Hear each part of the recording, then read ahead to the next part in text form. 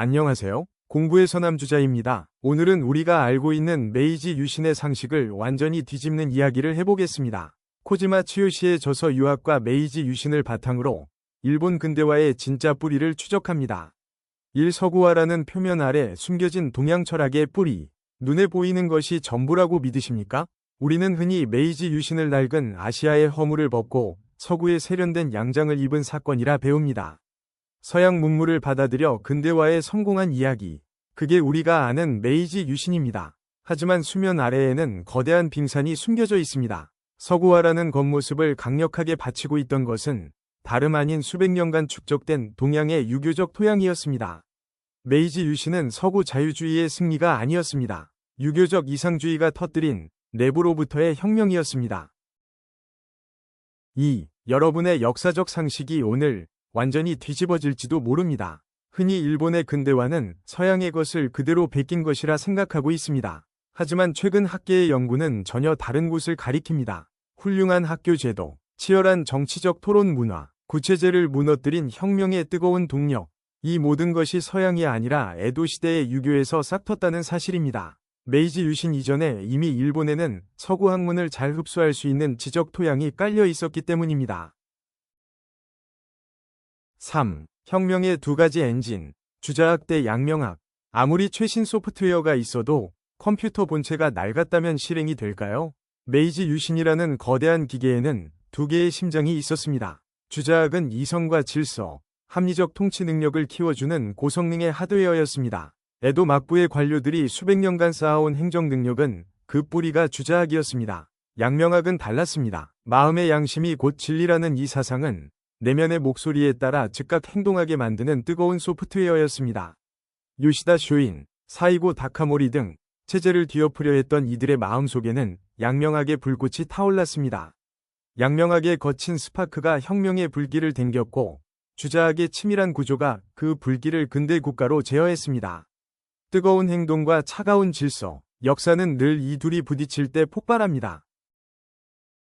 4. 혁명가의 이름표, 지사의 기원.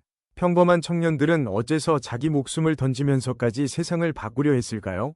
막부 말기, 거리로 뛰쳐나온 젊은 무사들은 스스로를 지사라고 불렀습니다. 이 단어는 어디서 왔을까요? 논어와 맹자에서 왔습니다. 논어는 말합니다. 지사와 어진 사람은 살기 위해 인을 해치지 않는다. 자신의 목숨을 바쳐 인을 이룰 뿐이다. 맹자는 말합니다. 지사는 그 몸이 시궁창에 고를 것을 잊지 않는다.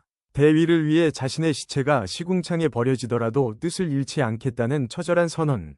그것이 지사였습니다. 고리타분하게만 보이던 낡은 경전이 현실의 모순을 베는 가장 날카로운 무기로 변했습니다. 5. 왜 혁명이 아니라 유신인가? 중국의 역성혁명은 천명이 바뀌면 지배자의 핏줄도 통째로 바뀐다는 논리였습니다. 그 과정에서 수많은 사람들의 피가 흘렀습니다. 하지만 천황의 혈통이 만세토록 이어져야 한다고 믿었던 일본의 젊은이들에게 혁명이라는 단어는 너무나 불경스러웠습니다. 그래서 그들은 경전을 뒤졌습니다. 시경에서 찾아냈습니다. 주나라가 비록 오래된 나라이나 그 명은 새롭다. 유신, 천황의 핏줄은 지키되 과거의 이상적인 질서로 복귀해 나라를 완전히 새롭게 한다. 파괴를 위해 그들이 선택한 무기는 가장 오래된 언어였습니다. 69세기의 베스트셀러, 일본 회사, 책 한 권이 한 나라의 운명을 바꿨습니다. 19세기 막부 말기, 하급 무사들 사이에 폭발적으로 유행한 책이 있었습니다.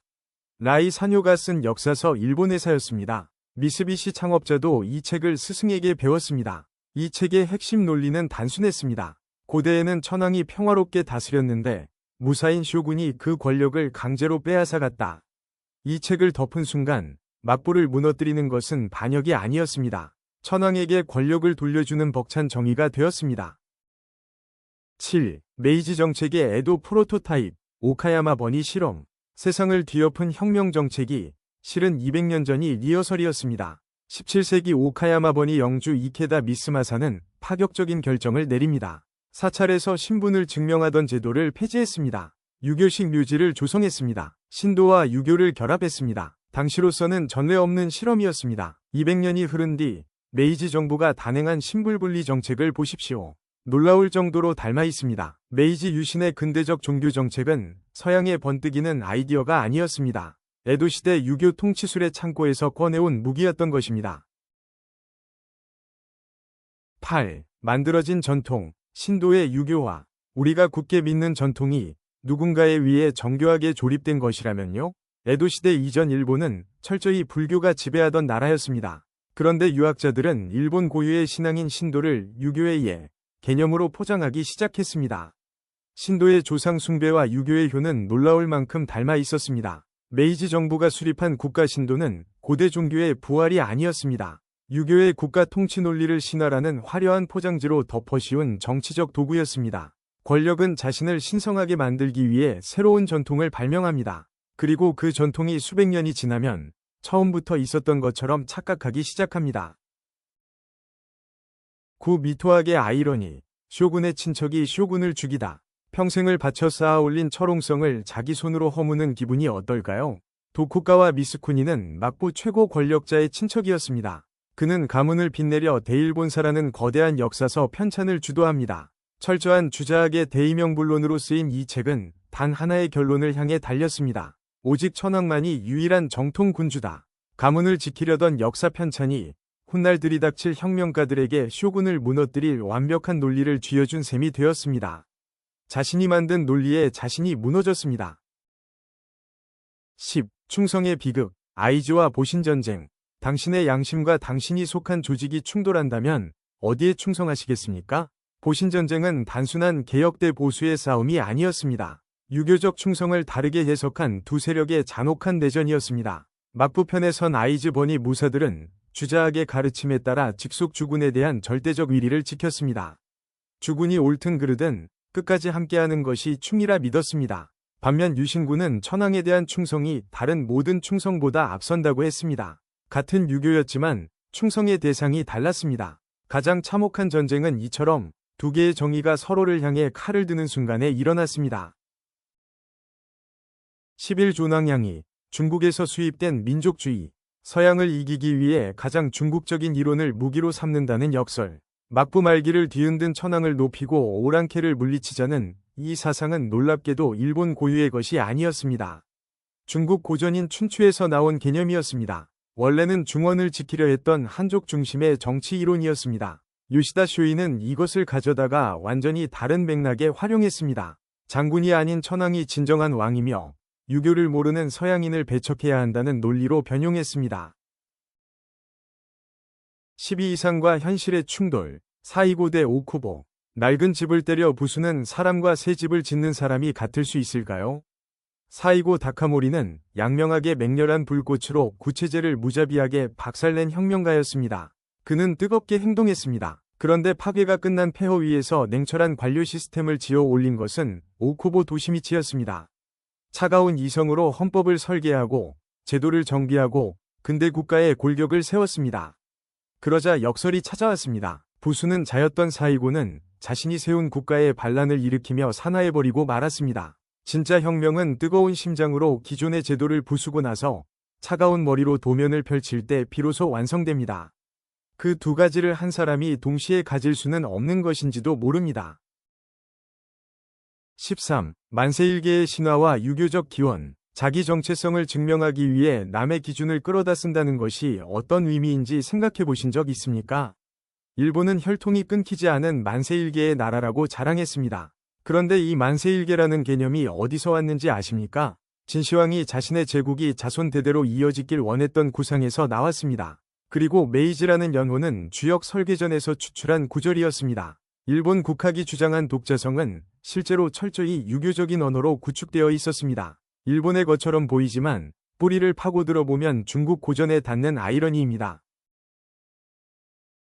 14. 동양의 도덕, 서양의 기술.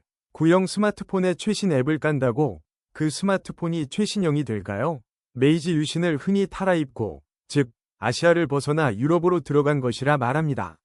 하지만 그 내면에는 철저한 동양적 진화가 있었습니다. 혁명의 동력은 양명학이었고 국가 통합의 논리는 주자학이었으며 통치 시스템은 유교에서 기반한 관료제였습니다. 시부사와 에이이치는 논어와 주판을 통해 도덕과 자본주의가 하나라고 선언했습니다. 유교라는 탄탄한 자체 운영체제가 이미 깔려 있었기에 서양의 기술이라는 낯선 애플리케이션이 오류 없이 구동될 수 있었던 것입니다. 일본의 유신은 서구의 옷을 입었지만 그 심장은 철저히 동양의 것이었습니다.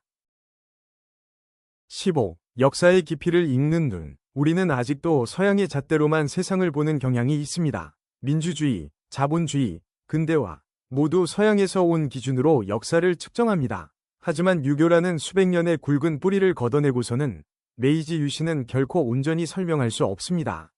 밖에서 들어온 충격만큼이나 안에서 끌어오르던 에너지를 볼 줄 알아야 합니다. 저자 코지마 치요시는 오늘날 일본이 글로벌 스탠더드라는 외부 기준에 휘둘리는 모습이 메이지 시대 서구를 쫓던 모습과 닮았다고 지적합니다.